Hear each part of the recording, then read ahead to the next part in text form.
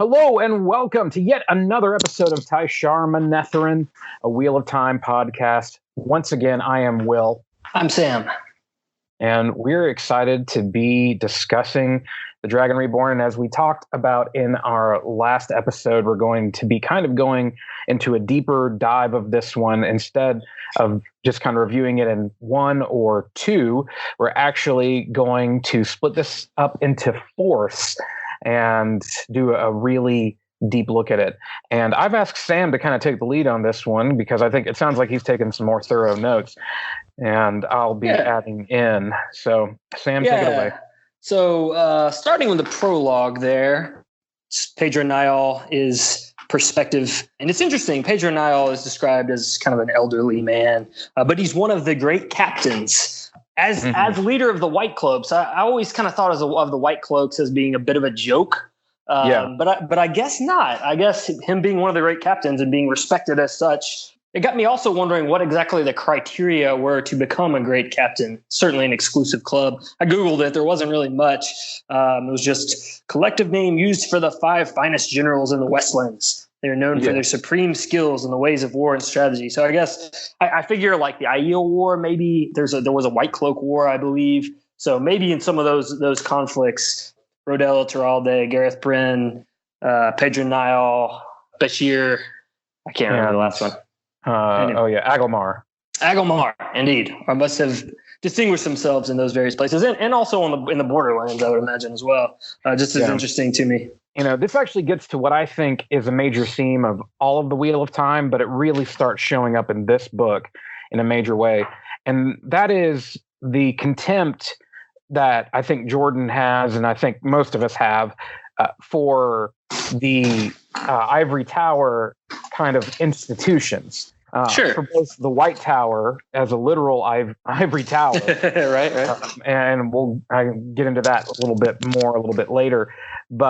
And also, obviously, the White Cloaks as another example of an ivory tower kind of institution, that these are both institutions that were built with a purpose, both with noble purposes, and they're both failing at it miserably. It makes me think that, you think about Jordan compared to, say, J.R.R. Tolkien or Lewis. And Tolkien comes down really hard on the idea of this is not an allegory, it's just a story. Of course, Lewis is the opposite. We've talked about this before. Lewis is the opposite and says, that it is an allegory. It's a giant metaphor. I feel like Jordan sprinkles it in here and there, just little bits. It's not totally on the nose, but he definitely has these moments of making his points, his opinions known. Right. For sure. Yeah. You could take almost one as being argumentative towards the institutional church and one being argumentative towards the institution of the university a little bit. That it's two different kinds of ivory towers that exist,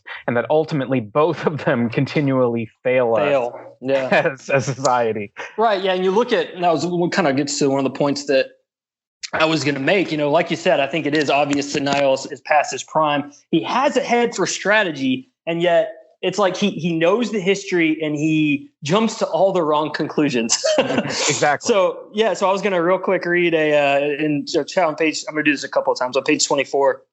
And it's just kind of Niall's internal monologue. He said, the last battle truly was coming, not the Tarmon Gaiden of legend, with the Dark One breaking free to be faced by the Dragon Reborn. Not that, he was sure. But instead, Pedro Niall was a man of cold logic, and he would reason how Tarmon Gaiden would be. Bestial Trolloc hordes rolling south of the Blight. And so basically his whole thing is that there will be, Tarmon Gaiden will just be a big war with the Trollocs, and that he will be the one that fights it, kind of like. So it's just funny that he acknowledges that the last battle is coming, but he just doesn't think it's going to be what everyone thinks it's going to be. It's going to be just, more run-of-your-mill Trollocs, smear draw, coming out of the Blight, and we're going to have to be ready for him. Right. It's very pharisaical, really. Mm-hmm. Mm-hmm.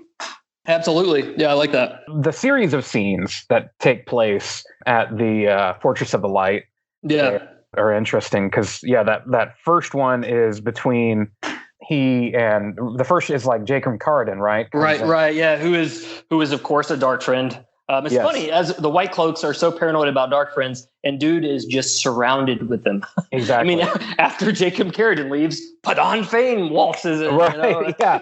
Well, and this goes to my whole point of just showing how completely these institutions have failed us. Now, Right. And you kind of have the same thing. It's not as obvious in this book until later, but you have the same thing happening in the White Tower. Just it's not Absolutely. You don't know about it as much yet.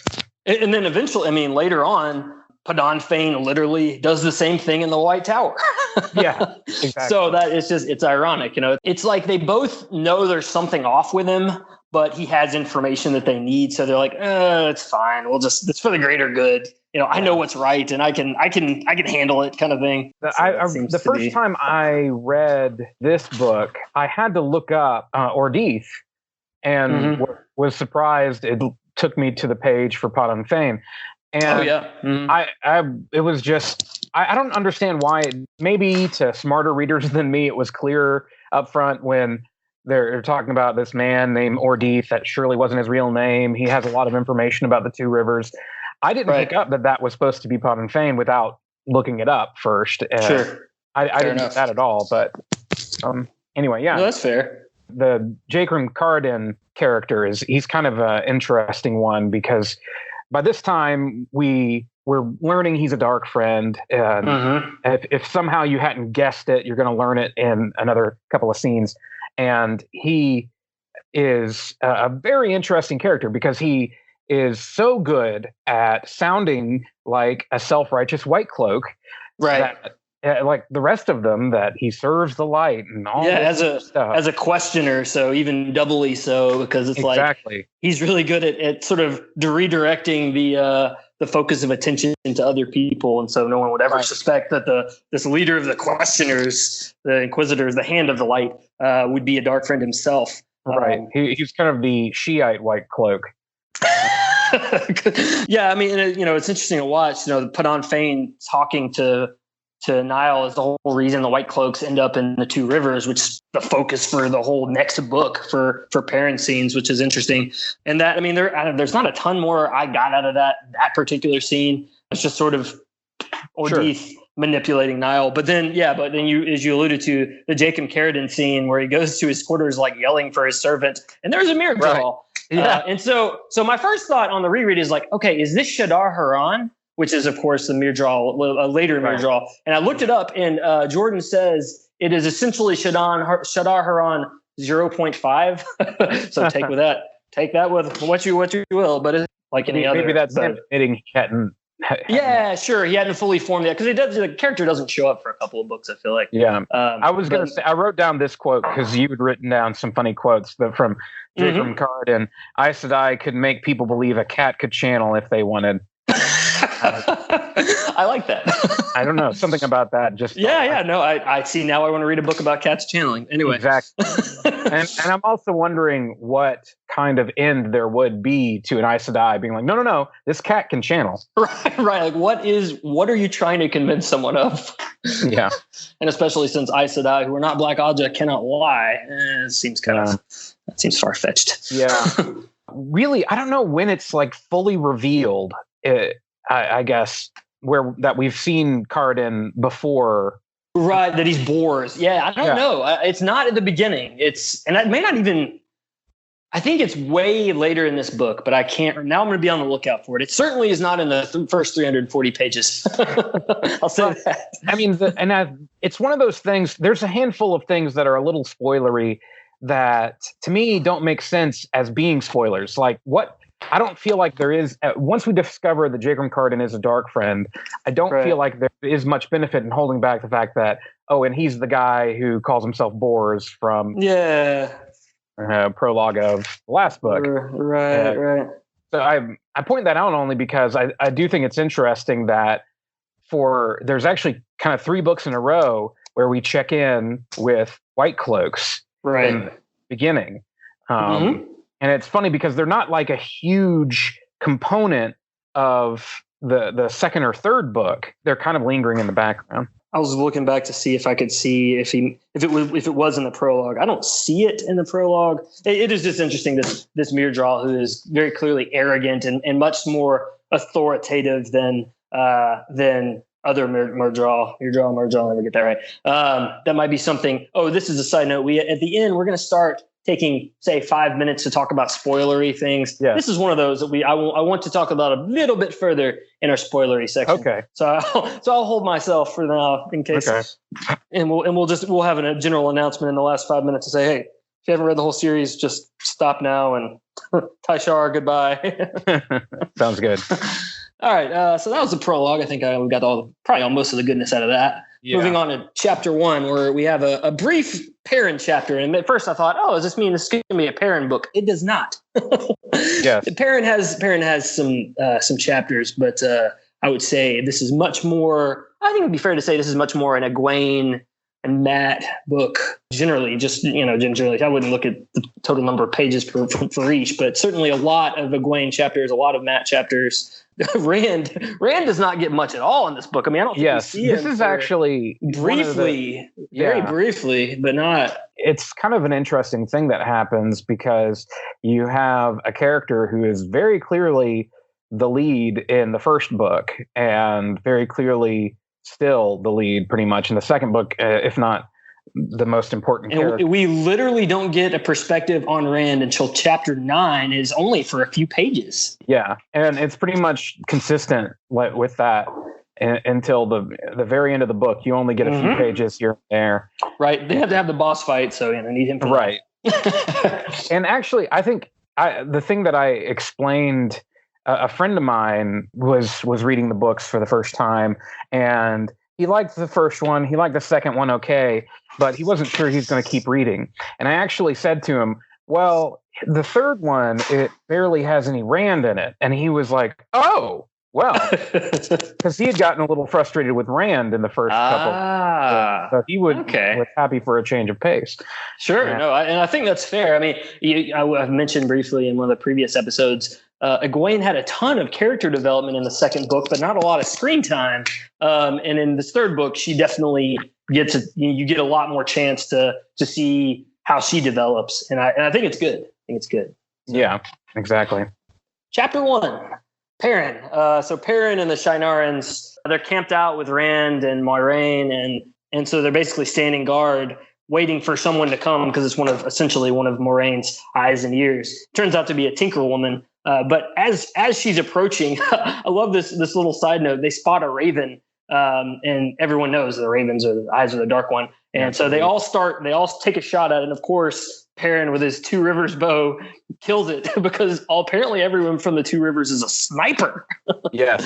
And they have those giant bows that are apparently very, very effective. But so that is always interesting. Anytime there's a bow and arrow and there's a Two Rivers person around, they're going to be the one that gets the shot. Yeah. With the exception of Brigitte, perhaps the only exception. Yeah. There is an interesting little side note there about the ravens. Perrin's kind of like, does the Dark One just see through their eyes? And Uno says, nah, they have to report back to like a Murdraw or something, which is a good note, a good thing to know. Right. Yeah. He says, otherwise Heartsbane would have killed us all or something. And then they list through several different names of the Dark One there. Oh, yeah, that's right. Yeah, that's always fun. Always fun to see the various names for things that clearly Jordan spent a lot of time thinking about naming things. Mm-hmm. Then we get to chapter 2 where Perrin meets up with Loial and Min and have a little discussion about ta'veren. Of course, Loial says ta'veren. It's like our first little ta'veren moment there. Yeah.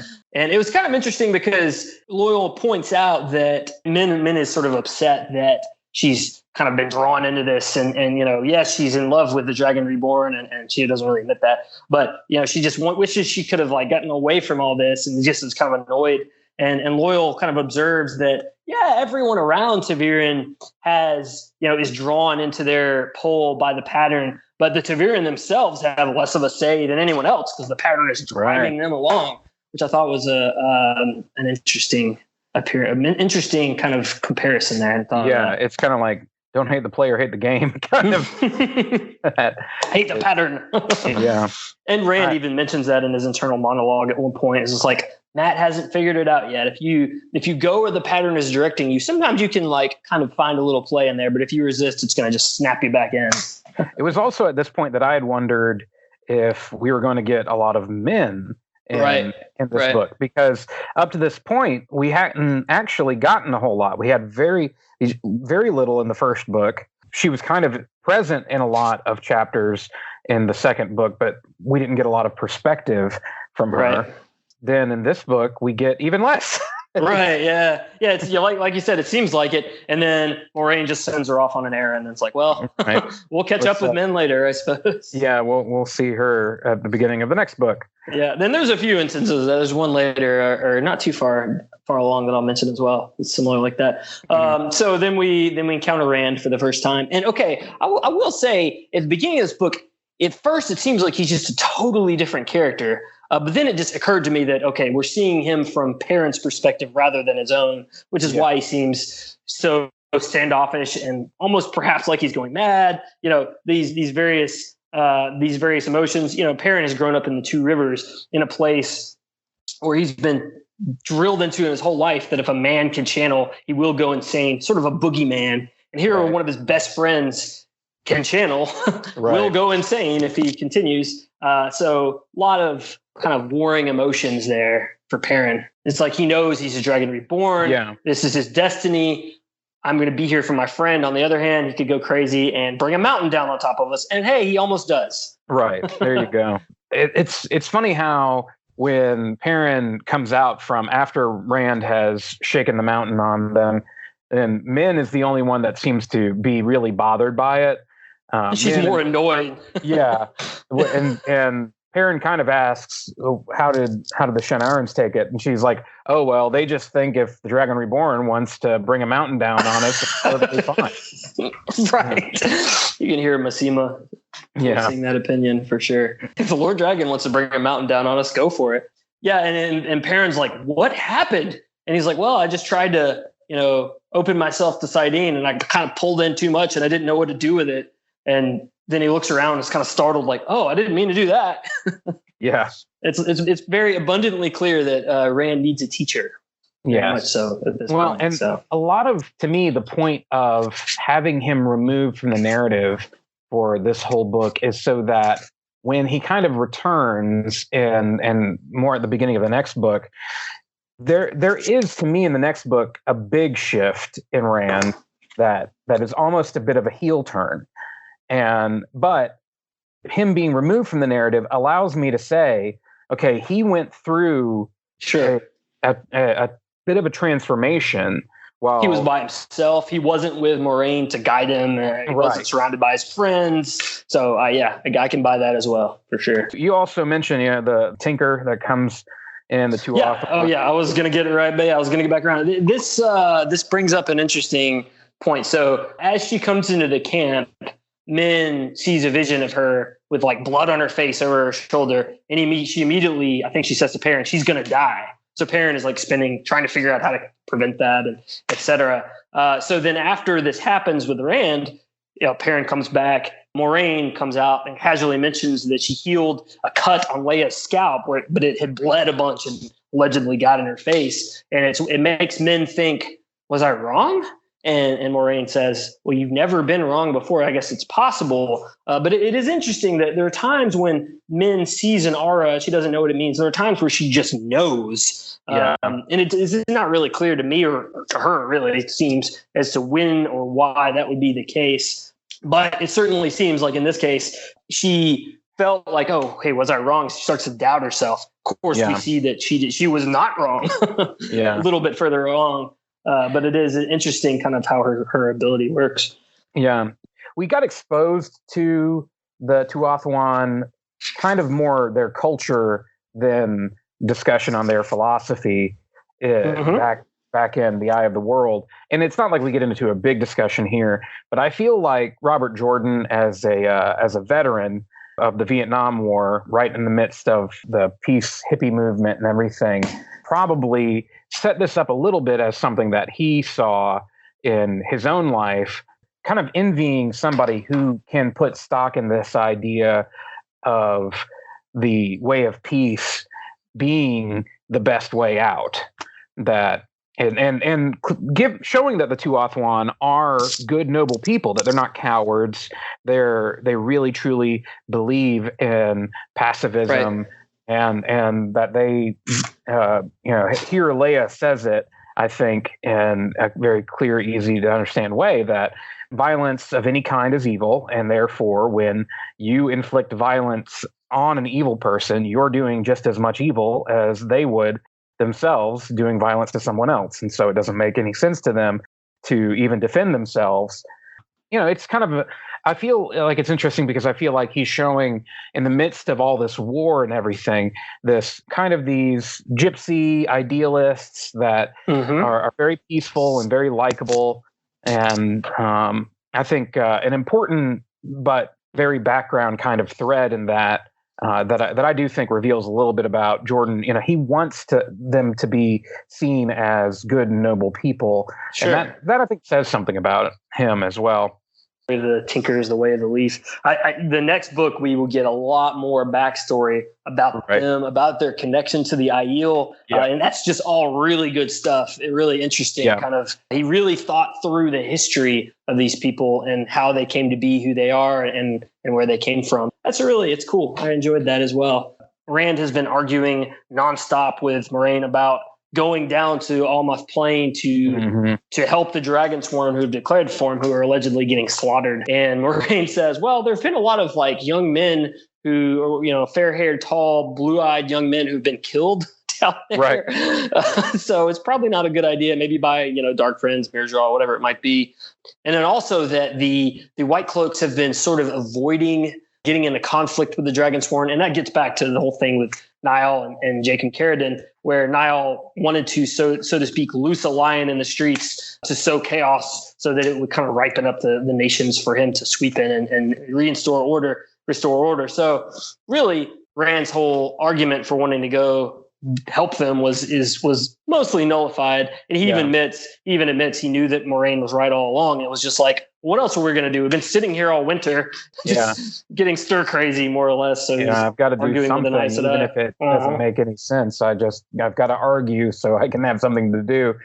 I think this is also the first instance of a mention of the Soulless, the Gray Man, that Moiraine brings up. The fact that it's likely that the young men that look like Rand are being killed by the Gray Men. Which we see several more times in this book and in future books. It's an interesting concept. They're just a normal looking person that you don't really notice, and then they just kill you.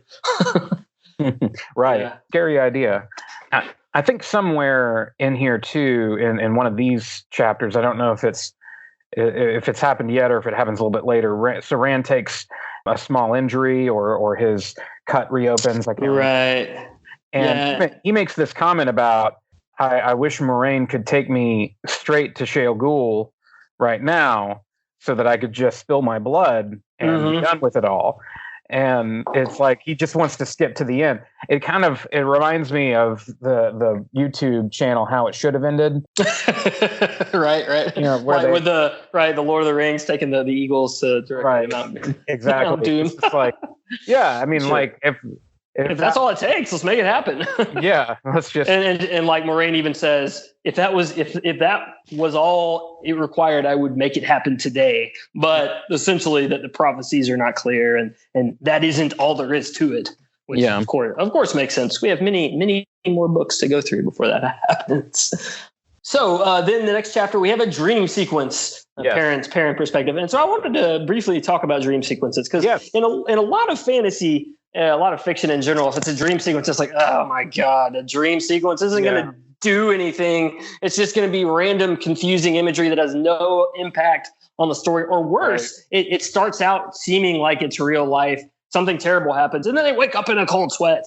And so I like Jordan's approach of dream sequences are for keeps. You can die in Teleron Riyadh. You can die in the Wolf Dream. Someone can come into your dreams and kill you. Real things happen in the world of dreams, and so he can create this other world where it's still dreamlike and crazy things can happen, but it also is real. So it feels more grounded, like just as something that can happen. Although the rules, I sometimes I think that they definitely evolved as he went along. Very much. Yeah. I don't think he had a really clear division between dreaming and Tai'Shar Riyadh early on. Yes. No, I was going to say the exact same thing. We'll talk about this more later when Egwene. Yeah, Egwene. Yes, for sure. Mm-hmm. Yeah. Yeah. It really is the first foray into Tai'Shar Riyadh, Wolf Dream. Right. And I was actually surprised because on my first read through, I wasn't clear until, frankly, towards the end of the series that the Wolf Dream and Tai'Shar Riyadh were definitely the same thing. Sure. That's a fair. Yeah, that's fair. It's totally the same thing. But reading through this time, I'm like, how did I miss that? Because right. I mean, there's several times where Egwene encounters Perrin, I think, right, with Hopper. Like, yeah. And then there are other things that Varen, she says something about people encountering wolves in Tai'Shar Riyadh. Sure. Yeah. But Moraine basically refers to Tai'Shar Riyadh and the Wolf Dream as one and the same. She does, yeah. So that seems to be it's a sort of agreed upon thing. Although I don't know if Perrin ever. It's a long time until he really seems to either he doesn't care or it just doesn't come up. I don't know. Right. Well, they don't come into play with one another. People using Tai'Shar Riyadh the way that dreamers do, and Perrin as a wolf brother using it as the Wolf Dream don't come to interact until very late in the series. You just figure like if they would all just compare notes a little more, like, so what have you been up to lately? Right. Yeah. There could be, just share, especially things Matt says. It's like, dude, you have so many misconceptions. If you would just sit down and talk to Perrin or Rand or God forbid one of the Aes Sedai, you would understand a little bit better. But I understand his lack of trust for everyone, but especially Matt. It makes sense things in his perspective. It's like, come on, man. Come on, get with the program a little bit. No, it's so true. I mean, just imagine if at the conclusion of this book, if Egwene and Perrin had just gotten together for a little bit. Right. And just shared. Yeah. Hey, so what have you been up to? Exactly. Let's go dream together. I mean, like, come on, you guys you have the skill, you could learn things from each other probably. Like maybe not. I don't know. But it's not until the very end. It doesn't work that way. Yeah, for sure. It's interesting to me that they all dream about the stone. And I think Moraine even says at one point that like the dream of the stone is being projected to all, and I don't think it's at this point, but it's later that everyone is dreaming of the stone of Tyr because Rand is like projecting that. I don't know. It's kind of a confusing statement. Yeah. But anyway, that's beside the point. A wolf, Hopper possibly tells him the Twisted Ones are about to ambush their camp and he should wake up. And then sudden Trolloc attack number 15 or whatever. We should start a count. I don't know. There's been a lot of attack. Yes. So Perrin wakes up. Of course, Lan is already out there, fully dressed, fighting. Moraine I love that you can't surprise Lan. That like no matter what, he doesn't sleep. He's just like waiting. Yeah. He's waiting for the next Trolloc attack because he knows it's the Chuck Norris of the Wheel of Time. Yeah, exactly. I just imagine now that he's been cast, I'm just imagining the samurai out there meditating, just like sitting there waiting, much more so than I would have before. But do you want to talk about that, Eddie, before we move too far? Oh, well, yeah, I guess we didn't. I guess that came in after our last one. Yeah, sure, absolutely. Let's talk about it. Just to briefly address it, of course, Daniel Henney, who is the first American to be right. Yeah, he's in a lot of Korean stuff, and I think he's Korean American, but he's American. Yeah. Yeah, he's a Korean Irish, born in Michigan, though. I mean, but how American is that, really? I mean, like that's right for sure. Sure. Exactly. That's exactly. I love that. No, he's perfect. He's great. Yeah, I think. I mean, I think, as I said to you, my initial reaction was not negative, but I was a little disappointed, mainly because the picture I have of Lan is older. Is primarily being older, but also maybe not being quite as pretty as I feel like this guy is. A face carved from stone. Right. Yeah, that's fair. I know. That's which I've come around to it a lot more because I think he's a great actor. I like him and I think he's going to be great. But my first reaction was a little bit like, oh, I don't know. I was hoping for a guy that would be less conventionally attractive. I had this discussion with some folks on Reddit who a lot of people agreed, he looks a little younger than I was picturing. Even if they weren't being super negative about it, everyone seemed to kind of agree on that. But when I said I always pictured Lan as being less conventionally attractive, man, a lot of people jumped on me and were like saying, oh, but all these women and this and that. And I'm like, well, I'm not saying that he's unattractive. And I think, in fact, he's clearly very attractive to a lot of women, specifically to Nynaeve. But everybody has a type, you know. Right. But the way that when they call him carved from stone, I kind of picture somebody with a ruddier complexion, maybe with, kind of thick eyebrows or something. For sure. A strong brow and kind of, muscular and handsome in a lot of ways, but just a little bit more severe in his overall appearance. So just the point about age, Zoe Robbins, who plays Nynaeve, is 26 and Daniel Henney is 39. So there is an age gap, but like you, I was picturing maybe a bit more of an age gap. So that's fair. I think we'll have to wait and see, but no, he certainly is brawny enough. I mean, he's got broad shoulders and all that stuff. So I think he can pull it off from that perspective. We'll see. Before our listeners run to the SoundCloud to say how angry they are, I really come around. I think I'm pretty excited about it, actually, as I've thought more about it. Dude has some abs. Yeah, I think shirtless photo of him, and man, he's ripped up. No, I think he's going to be great, and the fact that he's 39 actually works out for the timeline perfectly. Sure, right. The IU war happened about 20 years ago. He was a young man when Moraine was a young woman. They met up around that time, so he could have been 19 towards the end of the Aiel War. I could buy that. Yeah, it's a little on the young side, but yeah. No, I mean, I think it's a totally valid perspective to have, and I'm sure the casting director and all those folks thought about that pretty hard when they made the decision, and it could just be one of those ways where the show is going to distinguish itself, and they haven't shied away so far from casting folks who might or might not look like what you'd expect or what you picture mentally. Sure. And so we'll see. I do like the fact that he's Asian. I mean, we talked about this a little bit. Right. Yeah. You called that. Yeah. Talking about the Saldeans and the Borderlanders in general, it certainly fits. That it'd be kind of a honor shame Japanese type culture even. Right. Exactly. And I really think that is a good precedent to set. The thing I'll be interested to see with the series overall, but especially now that they've cast an American in that role, of course he's Korean American, what kind of accent they'll give him, because accents are a big deal in the book. Now they may just ignore that completely, but in the books, of course, over and over again, it's referred to, I can tell you're from Andor because you have an Andoran accent, or I can tell, your accent is more of the borderland. Yeah, that's a good question, I think, because his accent, at least, we have a little bit more legroom, I would say, than where was he raised? Was it in Shinar? I can't remember. It was in the Borderlands. Yeah. So it'd be fair if all the Borderlanders kind of had a similar accent. I would right. think. I was wondering if they would just kind of mix things up and just say, hey, they're going to have a North American accent. That might be kind of different. It seems fair. I mean, I think the only one that you really have to have is a Sean Chan accent of some kind. You definitely have to have that. But other than that, I think there's probably a lot of wiggle room. And to me, it would make sense for the Sean Chan to definitely have an accent. Everybody wants to hear, is it Terabon that has the pirate accent? Or is it Ilian? Ilian has their own. Yes, their own. Sorry. Everyone wants to hear Ilian. Okay, you're right. The Ilianer, we definitely need some sort of accent that sounds vaguely pirate-esque or whatever. I do think that. I do be. It do be that way sometimes. It do. Right. Exactly. Indeed. We do need that. That's a good point. I feel like they need to have something for the Aiel just because they're so separate. Yeah, for sure. That makes sense. I mean, the Aiel have they have such a distinctive culture, and they have certainly a distinctive way of speaking. And I think that will set them apart no matter what kind of accent they have. Right. But no, I think you're right about that.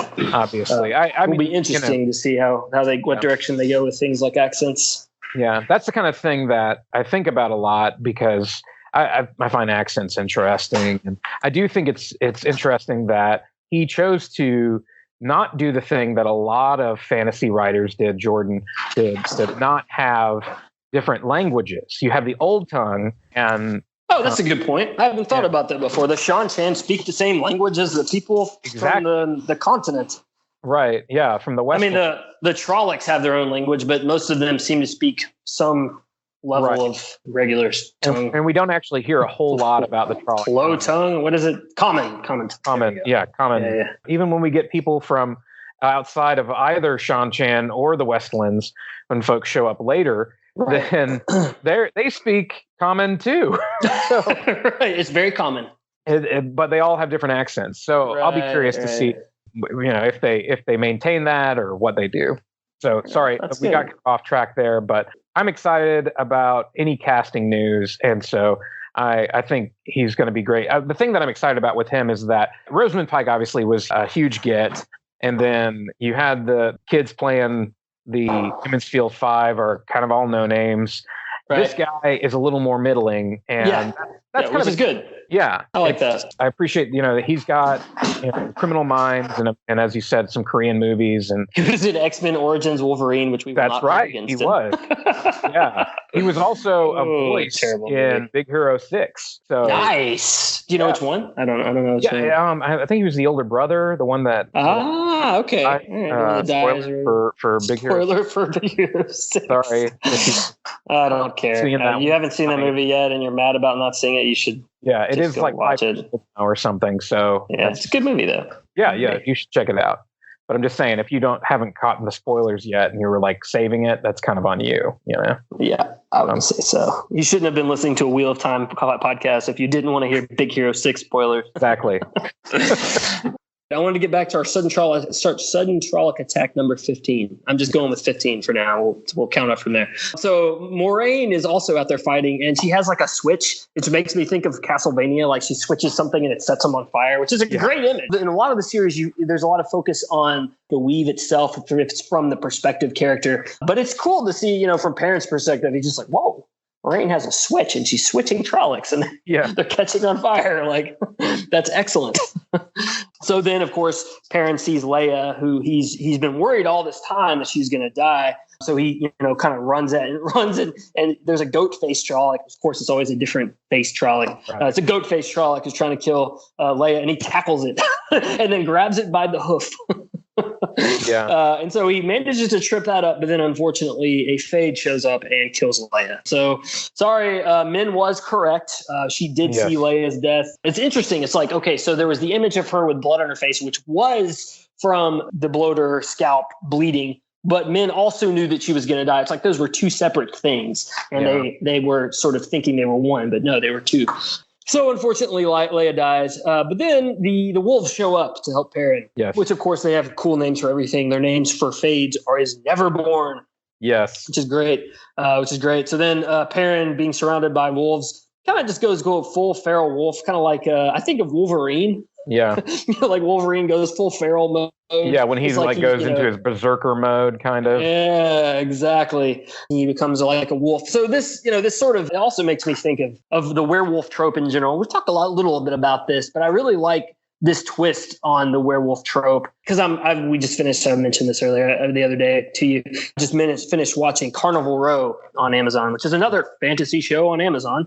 That just some werewolves in that event. There's some werewolves, and they do some interesting twists on that. They do the usual, the moon comes out, you turn into a werewolf, and then there's like these German like Nazi type soldiers who purposefully infect themselves with a serum or a catalyst that turns them into a werewolf sort of on command, which I thought was a neat twist. But they still do the moon comes out at night thing, which I don't know. That particular aspect seems kind of hokey.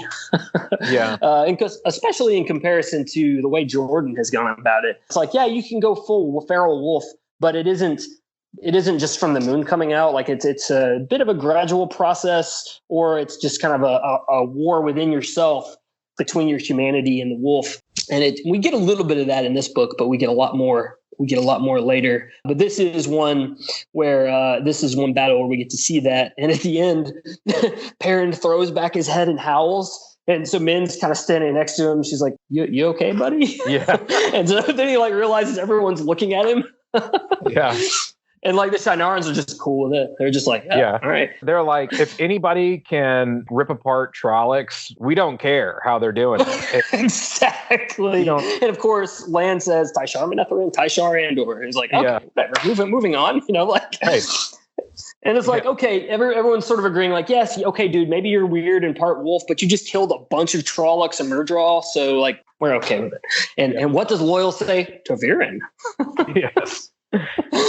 And Moraine obviously picked up on it as well. She's known about Perrin all along, and she tells him that she healed the wolves that she could find basically before they ran off, which is interesting because one of the Shannarians says something like, "Well, at least there's all these wolf pelts around that we can skin them," and Perrin's like, "No, we are not going to do that." Yes, we're going to bury them because with our dead, the rest of our dead, yeah, for sure. So that was all a cool battle. And then of course Rand is conspicuously absent, and he said that he was sitting on a rock trying to fight Saidin from burning him up or destroying the mountain or whatever. That he couldn't do anything else, and that was his battle. But there was one quote from that was kind of cool, where he's just kind of like wallowing in misery. Lan looks at him. He's like, "Pull yourself together, sheep herder. The whole world rides on your shoulders. Remember, you're a man and do what needs to be done."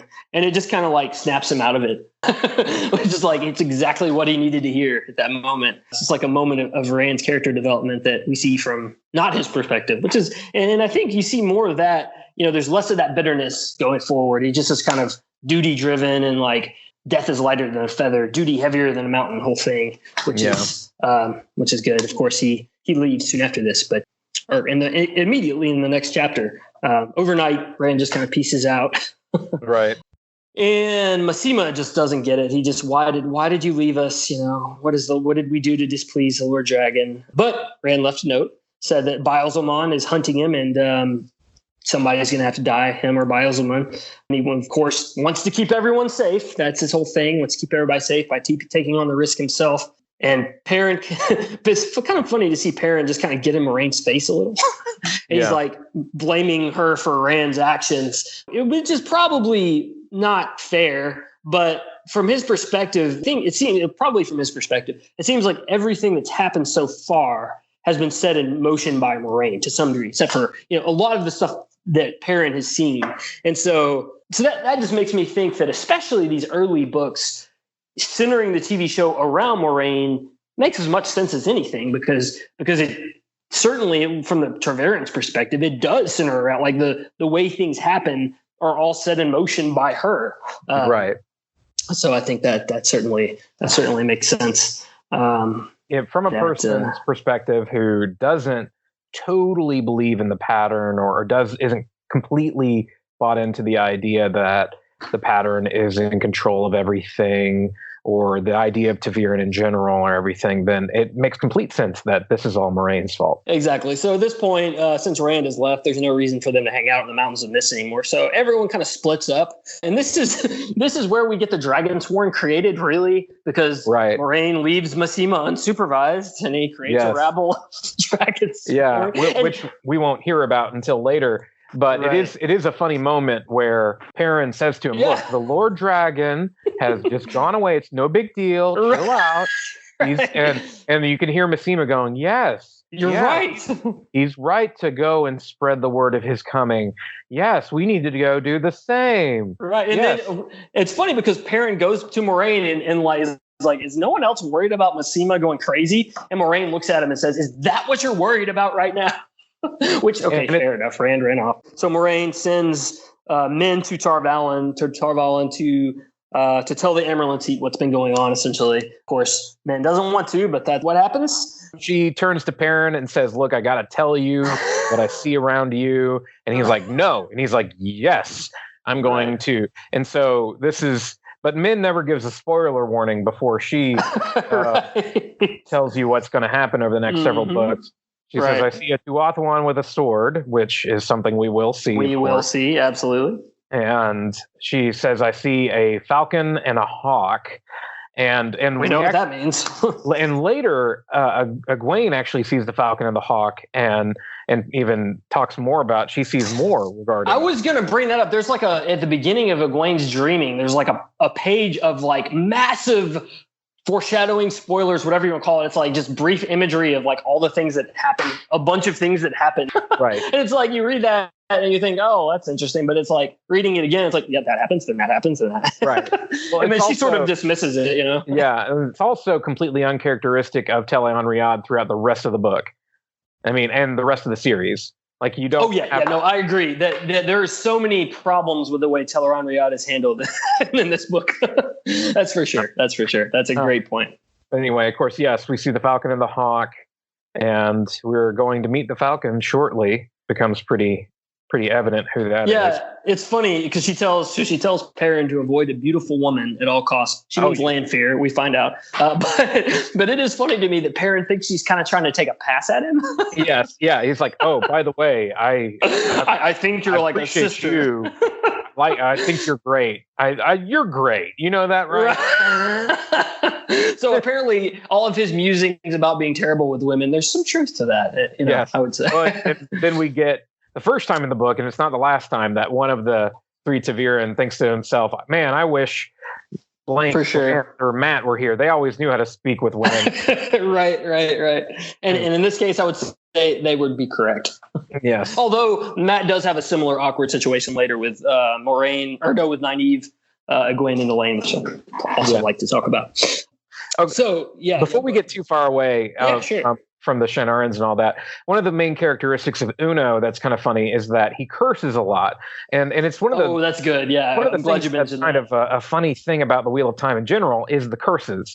They are not curses that would be curses to us. They're... blood and bloody ashes. Yeah, flaming curses. I think my favorite one, though, that does sound obscene, it's just not one we ever say, is mother's milk in a cup. Yeah, mother's milk in a cup. They say that, which is that does sound like a... Okay, yeah, all right. Sounds like a curse word. There are a few, and they get more creative as the books go along. But I do think it's interesting, and to me, when people try to say, particularly online and these forums and stuff, try to act like these books are on the same like level of grittiness as like Game of Thrones, I point to this as saying, that's something that if he wanted to, he could have just made them all curse words. If you were trying to make this feel more realistic or more like our world and more, frankly, just a little more dark and cynical. For sure. It's a funny thing because it talks about how hard Uno is working to try to keep from cursing. It says something about the longest period of time he had gone without cursing was something. Right. Yeah. And I think in a later book, he's with Nynaeve and she's like, limit it to every other sentence. And he really struggles with that. Yes. It's a funny idea. That's good. Yeah. All the stuff with the Shannarans is fun. They're good. They're good. Before Min leaves, I wrote this down because I just thought it was funny. It highlights one of the problems with Min's name. We find out in the next book it's short for something else, Elmindrida. Exactly. In Min, she says I think it's in Perrin's perspective that Min says, Min muttered. It says Min. That's good. Min muttered. That is problematic for sure. Yeah. It was particularly in the audiobook, man. You're like, wait, what? Repeat that. Anyway, it's just a funny. That was a funny moment. Yes. So that was that's the sort of the parting of the companions. This is the beginning of our mini epic quest from this book. This book isn't really an epic quest book, but we have a couple mini quests throughout it. We have Nynaeve and Egwene and Elaine setting off, and we have the separation here with Min going to Tar Valon, Lan, Moraine, Perrin going after Rand, and of course the Shannarans going off to start the Dragonsworn. Loyal is with Perrin. Loyal. I'm sorry. I was just about to. Yeah. No, the only reason why I say it is because I feel like, particularly at the beginning of their little mini quest, that Loyal and Perrin kind of represent the two different kinds of fantasy readers in one way, in the way that they talk about things. In Perrin's perspective chapters, he is kind of more incredulous about everything that is happening, and he's questioning everything. And how does this happen? Why does this happen? And Loyal's just kind of shrugging and going, Ta'Viran, the pattern. Just go with it, man. It's all magic and everything. I'm gled you brought up Loyal, though, because in chapter 7, and there's a couple of these, it definitely feels like a filler chapter, but not in a bad way. I mean, it's like, this is getting back to our point about how it's not really bad. It's just, it's just different. This is them traveling, and there's a little scene where Perrin and Loyal are fishing for trout. They're like trying to catch them with their hands. And Moraine kind of comes up and goes, "What you doing?" And they show her. And then she just like reaches in and grabs one and then grabs another one. Of course, she won't gut him and clean him. But Right. Yeah. It's like this chapter feels like an episode you get in like the first 2 or 3 seasons of Game of Thrones, but not in the last 2 or 3 seasons. Right. Yeah, exactly. So then we have another chapter of them basically just chasing after Rand. They go through Jara and find evidence of Rand because it's weddings. There's a bunch of people who've gotten married. That's like, well, clearly Ta'Veren has been here. But the real main point of chapter 8 is Noam. Yeah. So we encounter, I can't remember what his brother's name is at the moment, but anyway, this guy who has a brother who's like Perrin. Simeon, thank you. Yeah. But the only difference is that Noam is just a wolf in a human's body. He's so far gone that he has become a wolf. But he's not like, it's interesting to me. He's not like other wolves who will like talk to Perrin. Perrin reaches out to him and it's just all emotion and rage. And, it's like the process of turning into a wolf, being consumed by the wolf has destroyed his mind. And so Moiraine is there and she kind of like says, there's nothing I can do to help him. It's too far gone. There's nothing in him that remembers being a man. And he's like locked up in a pen, and Perrin lets him go. He tells Simeon, there's nothing we can do. He's going to be like this forever. He'll be happier. Even if he dies in the wilderness, he'll be happier free. Yeah. And so, understandably, this upsets Perrin a little bit, turn of events. It's when he turns to Moiraine and is like, Moraine's like, look, I knew you were one of these dudes. I don't know much about him, but I was going to wait till you brought it up. Exactly. So she knows a little bit. He goes and sees her. She says that like in the Age of Legends, they didn't know much about being a wolf brother. This predates the Age of Legends, kind of like Portal Stones. But Moiraine had read that some can lose themselves, and she'd read in a book somewhere that some do lose themselves to becoming the wolves, and some don't. But no one seemed to really know how often that happened or didn't. She threw out some statistics, but didn't really know. So it kind of made me think that, in a sense, that Rand and Perrin are in a similar predicament. Everyone knows that a man who channels is going to go mad. And Moiraine has told Perrin that many people who talk to wolves like this lose their minds. And so it's an interesting kind of parallel there that they both have a similar kind of struggle. Of course, it has different outcomes for them, or different implications for them. But so after that, we get another brief wolf dream moment. Hopper kicks him out. I think he sees Lanfear. But then we do get our 2 or 3 pages of Rand's perspective, where he's being hunted by Darkhounds, which he destroys with balefire. Yes. At first, I wasn't sure they were Darkhounds. I'm like, if these are just some rabid dogs and he's destroying them with balefire, it seems like overkill. But no, it is Darkhounds. We don't know that then because we don't know what Darkhounds are, right? Yeah, right. Later we do know. Yeah, and he didn't either. He didn't know what they were either. And basically, balefire is really the only thing that can kill him. Right. Even though it's funny because balefire was forbidden in the Age of Legends, but you're right. It is one of the only things that can kill them, probably. So the only other point I was going to make about that is that probably it was good luck that he knew balefire and was using it. I think partly he was using it because he doesn't know very many spells, so to speak. Balefire is one of his go-to. It's not a really good choice, but it is one of his go-tos. Just more illustration that Rand needs somebody to teach him. Chapter 10, we do finally get an Egwene perspective chapter, which continues for almost the rest of our time here. Egwene is on her way to Tar Valon with Nynaeve and Varen and Matt still has the dagger and is pretty far gone. I mean, he's close to death. I mean, this is like hours make a difference kind of thing. Then wild white cloaks appear. Yes. And so Varen, of course, wants to just talk their way out of it, as Aes Sedai do. But she's not accustomed to traveling with rogue novices and accepted that have been fighting the Shan-Chan. And so they all kind of commence with knocking white cloaks off their horses by, blowing them away with the power, not killing them, but and I think this makes me think that at least certainly Egwene, maybe the other two, have some PTSD. Yes. from Tommen Head. Varen, of course, is furious, but it's like she doesn't really know how to handle novices and accepted being out of the tower, not bound by the oaths. I can't imagine that novices accepted have a lot of adventures like this. This seems like it probably is frowned upon, that if they wouldn't go back or they wouldn't be able to go back. So and of course, Varen being Varen, she's going to act not like we would expect anyway. Their efforts are effective in getting away, even though it's not really the right message that the Aes Sedai would want to send to the White Cloaks, that they're using the power on them. It's like gives them fodder for that. These are dark friends, Right. Anyway, so they that was pretty much chapter 10 is fighting the White Cloaks and right. Varian being upset with them. Chapter 11, they get to Tar Valon, and Huron bids them farewell, and we don't see him again until the Gathering Storm. Right. Isn't that crazy?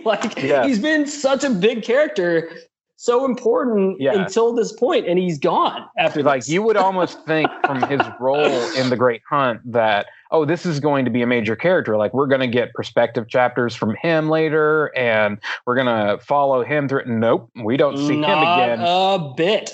So I can't help feel a little bit like Julian Sandar is just a drop-in replacement for him. Exactly. I can't imagine why you would do that, other than maybe it's just to have Bail Doman, an Illianer and a Tyron to butt heads. I don't know why you would create another character. I could honestly see the show combining those characters. I don't know if they will, but it's the sort of thing you can see happening. No, actually, that would make sense. They would have to, of course, mix up what happens when Julian is introduced.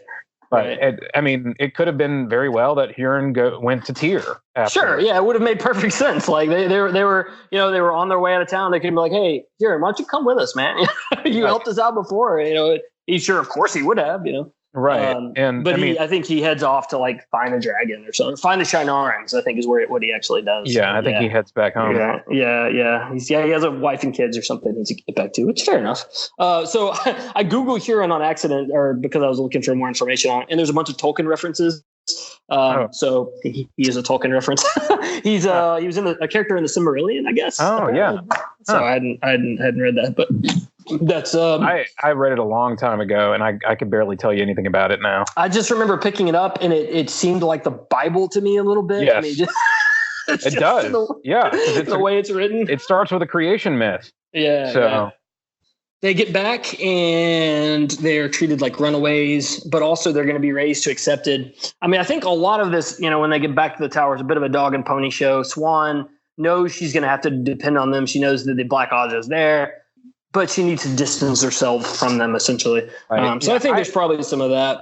I had a little hard time my first read through with why are they being punished? It was so clear that this was not their fault. Exactly. Lilandrin led them astray. Right. Yeah. It was a lot clearer after I had read it a couple of times. Really, it was kind of the third pass that it was abundantly clear that it really was just a show to kind of move suspicion away from them so that they could become the kind of hounds to go after the Black Aja. Yeah, so we get a Swan Sanche perspective chapter, our first, if you don't count New Spring, which I don't know if we'll ever get her back around to it. But her first line, muttered to herself, "And burn the thieving fish bird, whoever she might be." There's plenty more fishing metaphors, of course, in this very chapter, but there's not a ton to be said here other than it's the same. I hate to say it, there are a few chapters here of Aes Sedai intrigue and politics, which is fine, and there's some interesting things to discuss. But this is where it really couple of chapters. I have 1 or 2 lines. Yeah, this is where it gets into it's kind of tower business as usual a little bit, because you get a little bit of a picture of the way that the tower operates normally, or kind of more accurately, the way it doesn't operate. For sure, yeah. Dysfunction that's really occurring, yeah.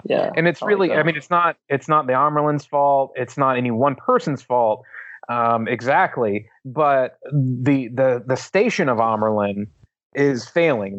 There's this whole business of she's the watcher of the seals. She's right, but where are they? Well, yeah, people don't know where they are, and we know that some of them are broken already. So clearly, she's not doing a great job in that sense. But for sure.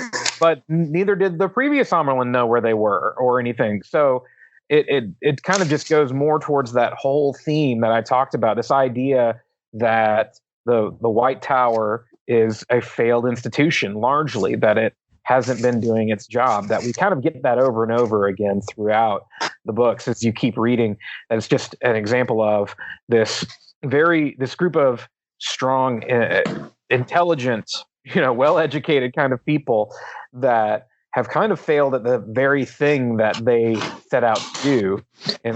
They're all sort of trying to protect their little silo, so to speak, and they get caught up in the dysfunction of fighting each other, and they lose sight of the goal of what they're trying to do, except for those few like Swan who do have the goal firmly in mind. And we'll see what happens to Swan.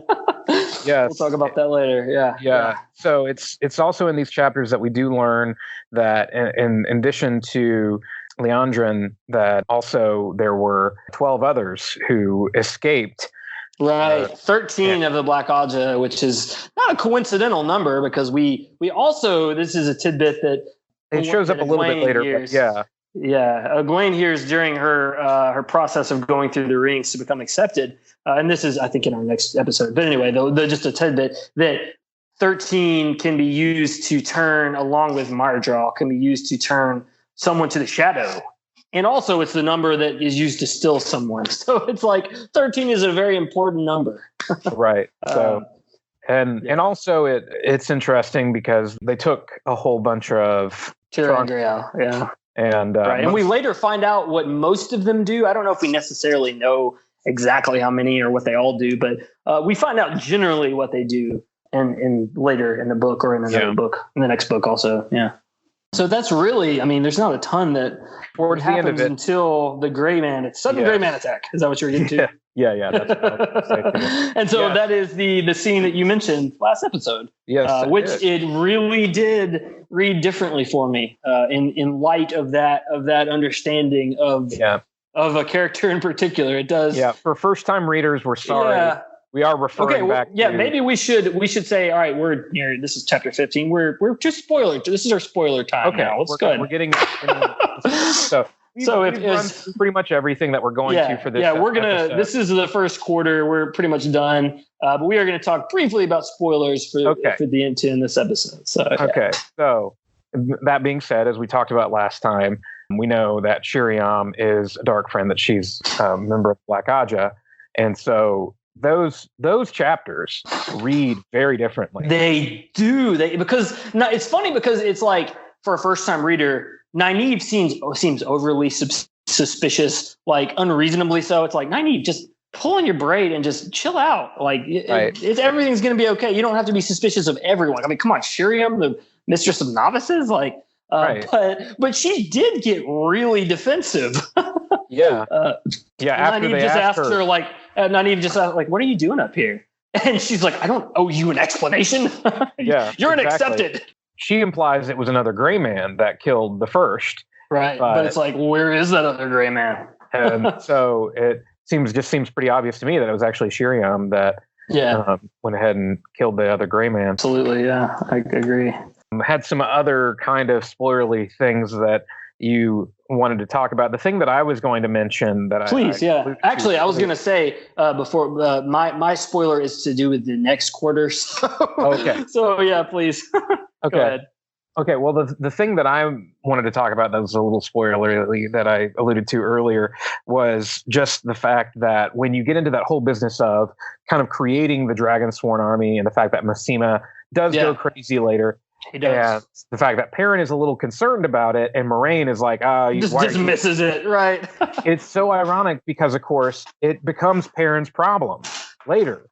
It does in the series. It's right in the midst of the slog and everything, but it really Rand basically sends Perrin to go deal with Masema, and just very ironic. It just goes to show that, like, as much as the Two Rivers folk think Moraine is in control of events or is sort of like all knowing, she really isn't.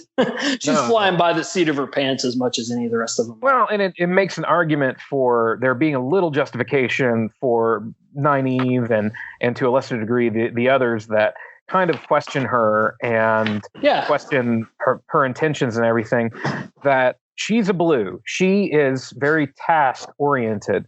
So she's going to say, this has nothing to do with my goal. And so because it has nothing to do with my goal, I'm going to just basically ignore it right now. Right. I need to focus on running away. Right. I'm going to ignore it. If I ignore it, it will go away. Yeah, that's exactly right. I think that's a good perspective on it.